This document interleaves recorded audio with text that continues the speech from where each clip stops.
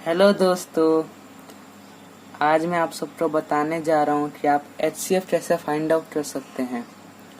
तो HCF find out करने के 3 मेथड होते हैं। पहला है फैक्टराइजेशन मेथड, दूसरा है प्राइम फैक्टराइजेशन मेथड, तीसरा है डिवीजन मेथड। तो अब हम फैक्टराइजेशन मेथड से HCF कैसे फाइंड आउट कर सकते हैं वो देखेंगे। तो इसका स्टेप 1 है find all the factors of each given number. जो हमें नंबर दिया गया होगा पहले हमें उसका फैक्टर निकालना है। यानी यहाँ पे एग्जांपल है फैक्टर ऑफ 2। तो फैक्टर ऑफ 2 का होगा 1 एंड 2। तो यहाँ देखेंगे जो 2 है 1 के टेबल में आता है और 2 2 के टेबल में आता है, इसलिए फैक्टर ऑफ 2 होगा 1 और 2। फैक्टर ऑफ 4 होगा 1 2 एंड 4। 1 के टेबल में 4 आता है, 2 के टेबल में 4 आता है और 4 के टेबल में 4 आता है। इसका स्टेप 2 है find all the common factor of the given number. तो कॉमन फैक्टर ऑफ 2 एंड 4 का होगा 1 एंड 2। यहाँ आप देखेंगे फैक्टर ऑफ 2 और फैक्टर ऑफ 4 में 1 एंड 1 और 2 और 2 दोनों कॉमन है और दोनों का फैक्टर में आ रहा है, इसलिए हम यहाँ लिखेंगे 1 एंड 2। ये दोनों 2 और 4 के कॉमन फैक्टर है।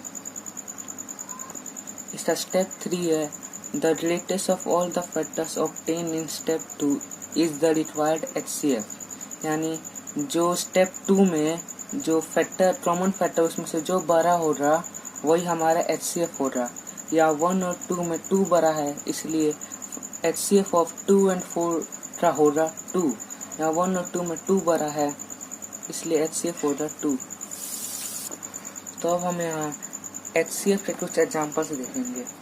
इसका फर्स्ट एग्जाम्पल है find the HCF of 6 and 9। तो हम इसको फैक्टराइजेशन मेथड से निकालेंगे, तो इसलिए हम पहले इसका फैक्टर निकाल लेंगे। तो फैक्टर ऑफ 6 होगा 1 2 3 एंड 6।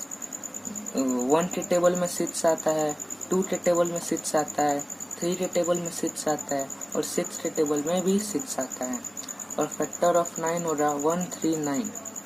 1 के टेबल में भी 9 आता है, 3 के टेबल में भी 9 आता है और 9 के टेबल में भी 9 आता है। तो अब हम इसका कॉमन फैक्टर निकालेंगे। तो कॉमन फैक्टर ऑफ 6 एंड 9 का होगा 1 एंड 3।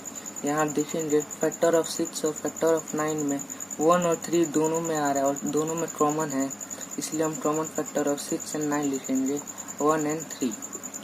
तो हाईएस्ट कॉमन फैक्टर या HCF ऑफ 6 एंड 9 होगा 3।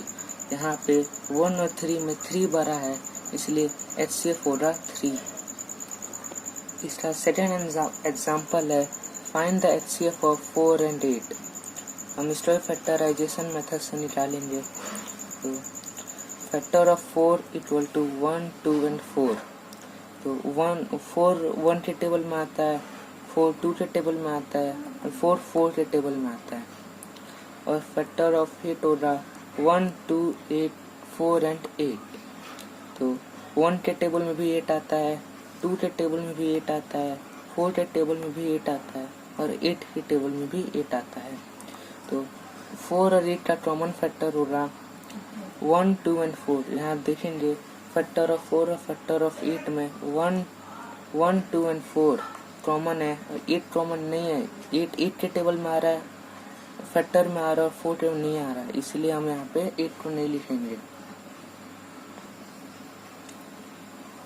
तो HCF ऑफ 4 8 का होगा 4। यहाँ 1 2 और 4 में 4 बड़ा है, इसलिए HCF ऑफ 4 एंड 8 होगा 4। इसका थर्ड एग्जाम्पल है find the HCF of 14 and 18।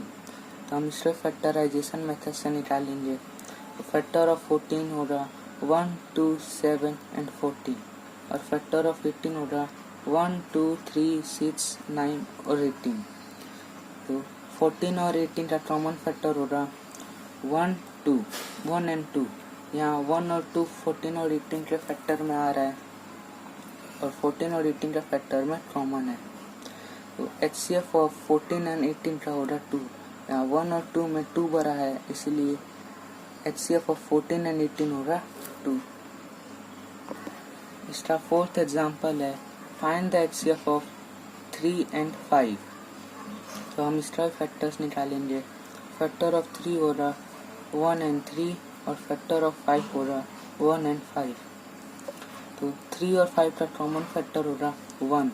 यहाँ फैक्टर ऑफ 3 और फैक्टर ऑफ 5 में 1 ही कॉमन आ रहा है। तो HCF ऑफ 3 एंड 5 हो रहा 1। यहाँ पे 1 ही है इसलिए यहाँ पे 1 आ जाएगा। तो HCF हो रहा 1। तो नेक्स्ट टाइम मैं आपको प्राइम फैक्टराइजेशन मेथड से HCF कैसे निकालते हैं वो बताऊंगा। Thank you.